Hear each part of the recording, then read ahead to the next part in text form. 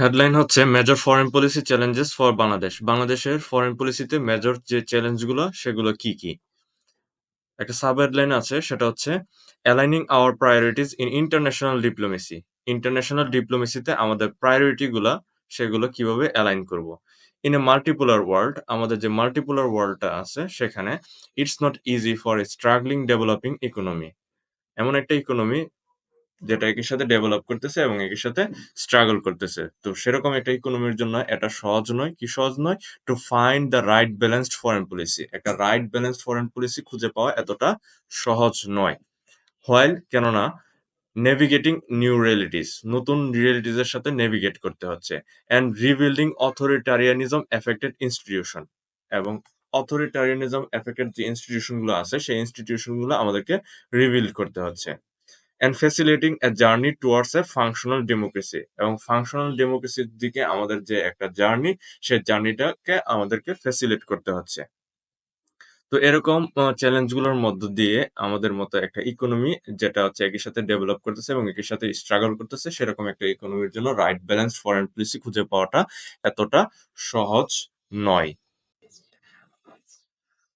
Next section হচ্ছে economic diplomacy, critical questions and reflection. If you look at the literature on বাংলাদেশের foreign policy, যদি বাংলাদেশের foreign পলিসির দিকে আমরা তাকাই বা ফরেন পলিসিটা বিশ্লেষণ করি, মোস্ট এক্সপার্টস, অধিকাংশ এক্সপার্টরা advocate for economic diplomacy as the right path. Economic ডিপ্লোমেসিকে রাইট পাথ হিসেবে বিবেচনা করেছেন ফর এ ডেভেলপিং নেশন। একটা ডেভেলপিং নেশনের জন্য ইকোনমিক ডিপ্লোমেসিটা কে রাইট পাথ হিসেবে বিবেচনা করেছেন। However, the success of such diplomacy, এরকম ডিপ্লোমেসির সাকসেস নির্ভর করে হিঞ্জেস অন মানে হচ্ছে নির্ভর করা, how we answer to fundamental questions. দুইটা ফান্ডামেন্টাল কোশ্চেন আছে, এই দুইটা ফান্ডামেন্টাল কোশ্চেন আমরা কিভাবে আনসার করি, and how those answers are applied in our diplomatic practices, এবং আমাদের ডিপ্লোমেটিক প্র্যাকটিসেসে এই আনসারগুলো আমরা কিভাবে অ্যাপ্লাই করি তার উপর আমাদের ডিপ্লোমেসির সাকসেসটা নির্ভর করে। First, where do you earn most of our revenue from? আমাদের রেভিনিউর অধিকাংশ বা সিংহভাগ আমরা কোথা থেকে পাই, সেটা হচ্ছে আমাদের প্রথম প্রশ্ন। Second, where are we spending it? আমরা তা কোথায় ব্যয় করছি, অ্যান্ড হোয়াই, এবং কেন ব্যয় করছি। অর্থাৎ দুইটা ফান্ডামেন্টাল কোশ্চেনের মেইন থিম হচ্ছে, একটা হচ্ছে রেভিনিউ সোর্সেস কোথা থেকে আসতেছে, নেক্সট হচ্ছে আমাদের যে স্পেন্ডিংটা আছে সেই স্পেন্ডিং অ্যানালাইসিস করা। Honest answer to this crucial questions, এই দুইটা ক্রুশিয়াল কোশ্চেন্স এর যদি আমরা অনেস্ট আনসার করি from an unbiased standpoint, একটা আনবায়াসড স্ট্যান্ড পয়েন্ট থেকে, will help us prioritise our relationships with other countries and international entities. অন্যান্য দেশ এবং ইন্টারন্যাশনাল যে সংস্থাগুলো আছে সেই সংস্থাগুলো আর সাথে আমাদের যে রিলেশনশিপটা আছে এই রিলেশনশিপের অগ্রাধিকার নির্ধারণে হেল্প করবে। সাম মে আর্গিউ, কেউ কেউ আর্গিউ করে থাকবে, ইটস নট দ্যাট সিম্পল, এটা এতটাও সিম্পল না, due to hidden interest and actors at play. Actors মানে হচ্ছে প্রভাবশালী পক্ষ, এখানে তাদের মধ্যে বিভিন্ন ধরনের হিডেন ইন্টারেস্ট বা গোপন স্বার্থ থাকে। তো যার জন্য এই জিনিসটা এতটাও সহজ নয়, but it would certainly be a good starting point. কিন্তু এটা একটা গুড স্টার্টিং পয়েন্ট হতে পারে, এখান থেকে আমাদের শুরু করতে হবে। নেক্সট সেকশন হলো ব্যালেন্সিং অ্যাক্ট, বাংলাদেশের strategic positioning.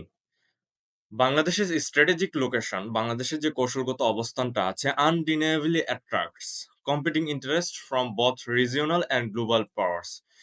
Regional and global powers মানে আঞ্চলিক এবং বৈশ্বিক শক্তি যারা আছে, তাদের যে স্বার্থ আছে, কম্পিটিং ইন্টারেস্ট, সেটাকে আনডিনায়াবলি নিঃসন্দেহে অ্যাট্রাক্ট করে বাংলাদেশের স্ট্র্যাটেজিক লোকেশনটা।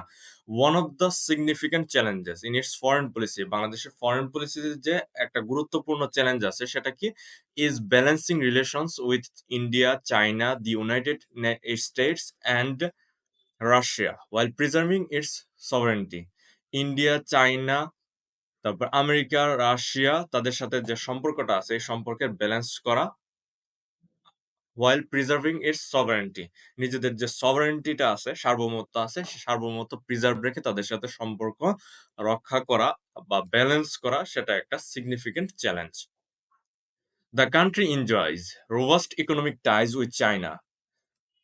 চায়নার সাথে আমাদের একটা গুরুত্বপূর্ণ বা শক্তিশালী ইকোনমিক টাইজ আছে, স্পেশালি কনসার্নিং ইনফ্রাস্ট্রাকচার ডেভেলপমেন্ট, বিশেষ করে ইনফ্রাস্ট্রাকচার ডেভেলপমেন্টের ক্ষেত্রে।